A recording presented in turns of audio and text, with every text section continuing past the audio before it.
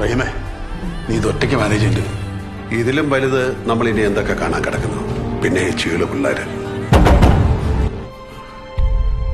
വിളിച്ചോണ്ട് പോ സാറേ.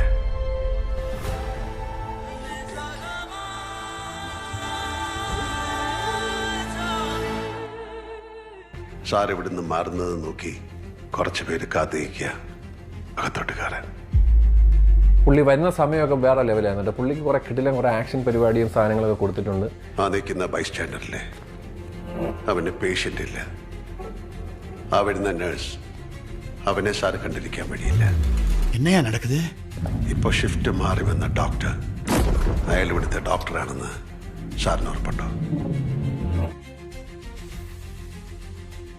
അവരിൽ ഒരാൾ അകത്തേക്ക് കയറും, ആ കുട്ടിയെ കൊല്ലും. സാറിന് തടുക്കാൻ കഴിയും. എന്നെ ഈ സിനിമയില് ഒമ്മേ ഈ ക്യാരക്ടർ ഇങ്ങനെ ഇതുകൊണ്ടും ചെയ്തല്ലോ എന്ന് ഞെട്ടിച്ചത് ലാലേട്ടന്റെ ക്യാരക്ടറിന് ഒരു സംഗതി ഉണ്ട്. സാറിപ്പോ ഈ ഡോറിന്ന് തുറന്നു തന്നാൽ ഞാൻ ആ കുട്ടിയെ ഷിഫ്റ്റ് ചെയ്തോളാം. നിങ്ങളാരാ? പിന്നെ ലാലേട്ടൻ്റെ അഴിഞ്ഞാട്ടമാണ്. ലാലേട്ടൻ്റെ ആണ് എന്ന് നമുക്ക് തോന്നിപ്പിക്കുന്ന പോലെ അങ്ങനെ ചെയ്തു വെച്ചിട്ടുണ്ട്.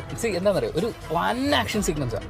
Colonel Rahim Naik, 93 Maratha regiment. Do we have a deal?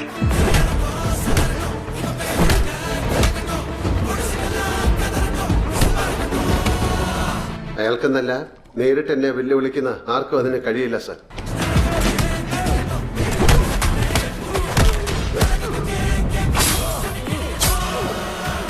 നമുക്ക് 18 വർഷത്തെ കാത്തിരിപ്പിൽ ഇങ്ങനെ ഒരു സീന് വേണ്ട എന്ന് തോന്നിയ ഒരു സീക്വൻസ് ഉണ്ട്. ലാലേട്ടൻ ഫാൻസുകാർക്ക് എല്ലാവർക്കും ആ ഒരു സീൻ തോന്നിക്കാണും.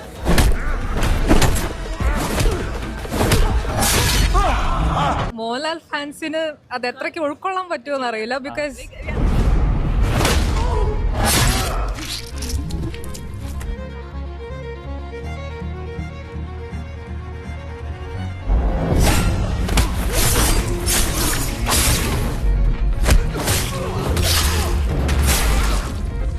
ഇവർ ഇൻ്റർവ്യൂവിലും അല്ലാതെ ഒക്കെ പറഞ്ഞിട്ടുണ്ട്, ഇത് ലാലേട്ടനോട് പറയുമ്പോൾ ഇത് അക്സെപ്റ്റ് ചെയ്യുമെന്നുള്ളത് ഇവർ പ്രതീക്ഷിച്ചിരുന്നില്ലാണ്. ഒരു പ്രതീക്ഷയില്ലാതെ പോയിട്ടാണ് ലാലേട്ടനോട് പറഞ്ഞിട്ടുള്ളത്. ലാലേട്ടൻ അത് അക്സെപ്റ്റ് ചെയ്യുകയും ചെയ്തു. അപ്പൊ ഇവർക്ക് ഞെട്ടലായിരുന്നു. അതെ, സമ്മതിച്ചോ?